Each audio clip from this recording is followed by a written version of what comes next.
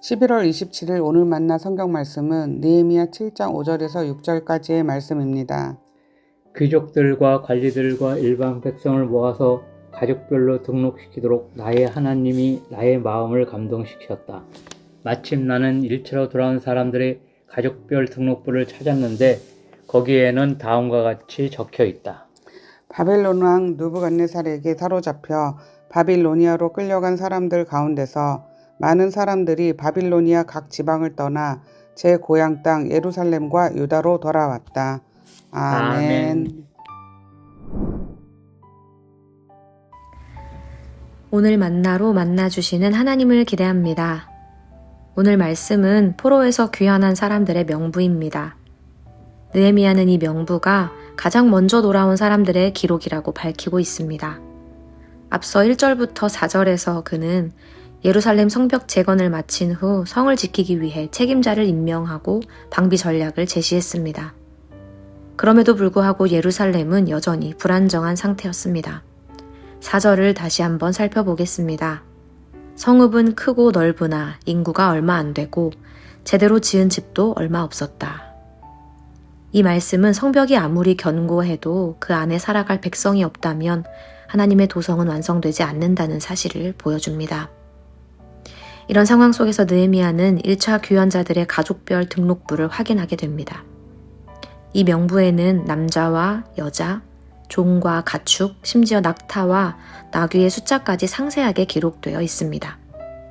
하지만 우리는 이 문서가 단순한 행정적 인구 조사가 아님을 기억해야 합니다.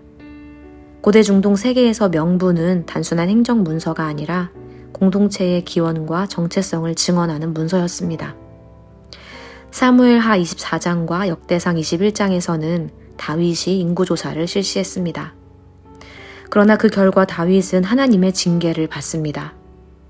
그는 인구조사를 통해 하나님의 영광을 드러내기보다 자신의 왕권과 군사력을 확인하려는 마음을 품었기 때문입니다. 이에 비해 느헤미야는 자신의 명부 열람의 목적을 이렇게 밝힙니다. 5절 말씀입니다. 귀족들과 관리들과 일반 백성을 모아서 가족별로 등록시키도록 나의 하나님이 나의 마음을 감동시키셨다. 마침 나는 1차로 돌아온 사람들의 가족별 등록부를 찾았는데 거기에는 다음과 같이 적혀 있다.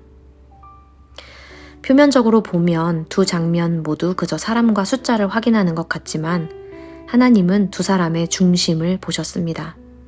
다윗은 자기의 힘을 의지했고 느헤미야는 하나님의 부르심에 순종했던 것입니다.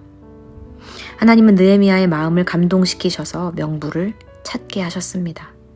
성벽을 다시 세우는 일도 중요하지만 하나님은 그 성벽 안에서 살아갈 사람을 세워야 함도 깨닫게 하셨습니다. 무너진 도성을 다시 채우기 위해 하나님은 사람들의 이름을 하나하나 다시 불러내고 계셨던 것입니다.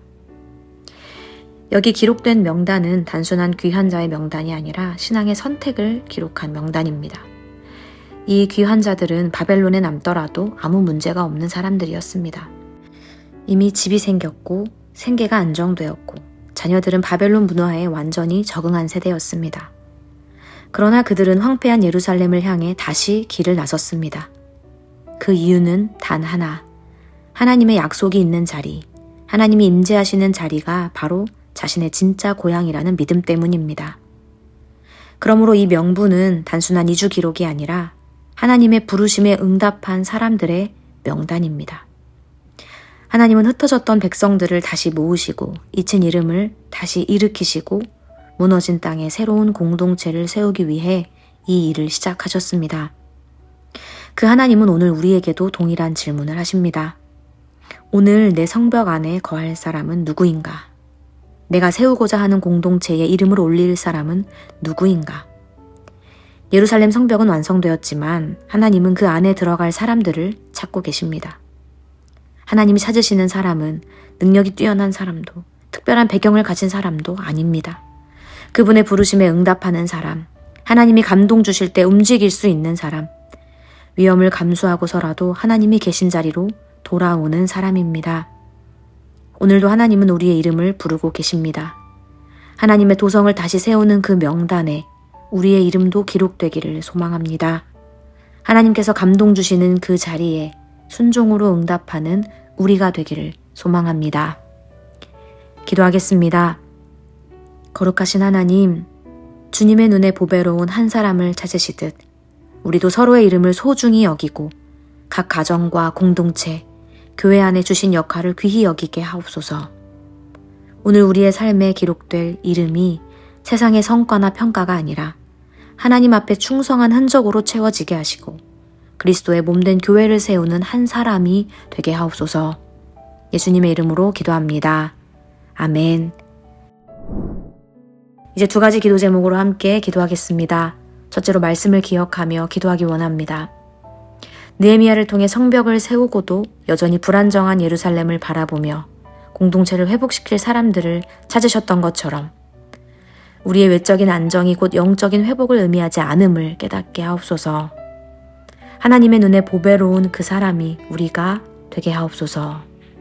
둘째로 환경 선교를 위해 기도하기 원합니다. 무너진 성벽을 다시 세운 것처럼 파괴된 생태계를 회복시키는 일에 우리의 마음을 모으게 하시고 욕심으로 소비하던 습관을 돌이켜 맡겨진 피조 세계를 돌보는 청지기의 삶을 살게 하옵소서.